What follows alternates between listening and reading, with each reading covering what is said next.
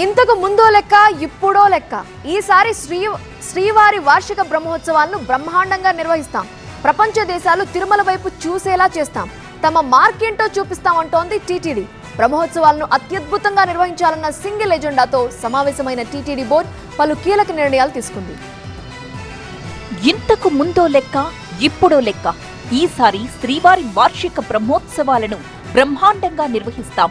ప్రపంచ దేశాలు తిరుమల వైపు చూసేలా చేస్తాం. తమ మార్కేంటో చూపిస్తాం అంటోంది టీటీడీ. ఈ నెల 24 నుంచి అక్టోబర్ 2 వరకు జరగనున్న బ్రహ్మోత్సవాల నిర్వహణపై సమావేశమైన టీటీడీ బోర్డు కొన్ని కీలక నిర్ణయాలు తీసుకుంది. కొత్త పాలక మండలి ఆధ్వర్యంలో మొదటిసారి వచ్చిన బ్రహ్మోత్సవాలు కావడంతో బ్రహ్మాండంగా నిర్వహించాలని నిర్ణయించారు.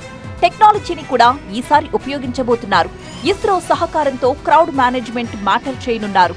చిన్నారులు తప్పిపోకుండా జియో ట్యాగింగ్ విధానాన్ని కూడా ఈసారి తీసుకొస్తున్నారు.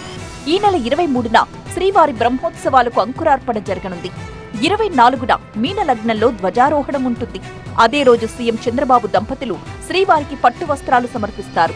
అలాగే 23 నుంచి వచ్చే నెల 2 వరకు వీఐపీ బ్రేక్ దర్శనాలు రద్దు చేస్తున్నట్టు వెల్లడించారు.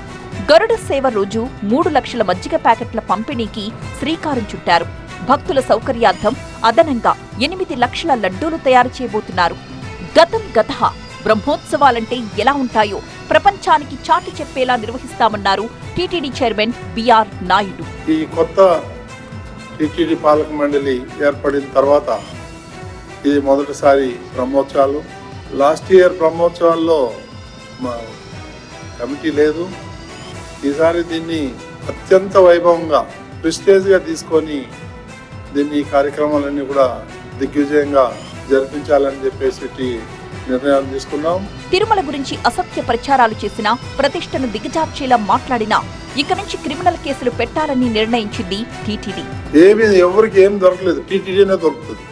రోజు ఏదో ఒకటి దుమ్మెత్తిపోయారు టీటీడీ మీద. అవాస్తవాలు, అవాక్కులు చవాక్కులు పేలటం. ఈ రోజు నుంచి ఇలాంటివి అయితే మాత్రం యాక్షన్ సీరియస్ గా ఉంటుంది.